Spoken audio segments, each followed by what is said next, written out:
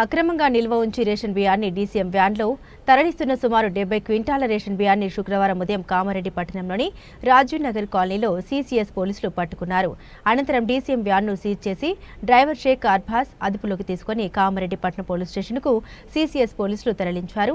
ఈ సందర్భంగా పట్టణ సీఐ చంద్రశేఖర్ రెడ్డి మాట్లాడారు.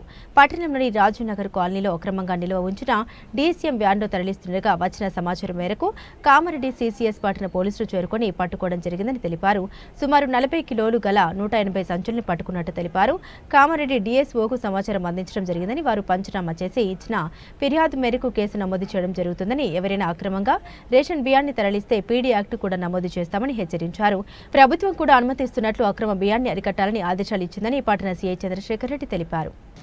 ఈరోజు తెల్లవారుజామున 3:30-4 గంటల సమయంలో కామారెడ్డి జిల్లా సీసీఎస్ మరియు టాస్క్ ఫోర్స్ పోలీసు వారికి అందిన సమాచారం మేరకు కామారెడ్డి పట్టణంలోని రాజీవ్ నగర్ కాలనీలో ఒక వ్యక్తి ఈ గవర్నమెంట్ ద్వారా సరఫరా అయ్యే పీడీఎస్ రైస్ను అక్రమంగా తరలిస్తున్నారనే సమాచారం మీద వాళ్ళు వెళ్ళి అక్కడ రైడ్ చేయడం జరిగింది.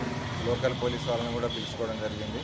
అయితే ఈ యొక్క షేక్ అర్బాజ్ అనే వ్యక్తి రాజీవ్ నగర్ కాలనీ కామారెడ్డి చెందిన ఆయన ఈ పీడీఎస్ రైస్ను వివిధ గ్రామాల నుండి కొనుక్కొని వచ్చి ఇక్కడ నుండి డీసీఎంలో వేరే గ్రామాన్ని తరలించాలనే ఉద్దేశంతో చేస్తుండగా పట్టుబడడం జరిగింది.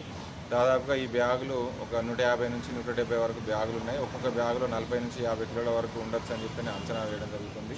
ఇటు రైస్ను జిల్లా సివిల్ సప్లై అధికారికి ఇన్ఫార్మ్ చేయడం జరిగింది. వాళ్ళు వాటిని స్వాధీనం చేసుకొని పంచనామా నిర్వహించిన అనంతరం ఈ సంబంధిత వ్యక్తిపై క్రిమినల్ కేసు బుక్ చేయడం జరుగుతుంది.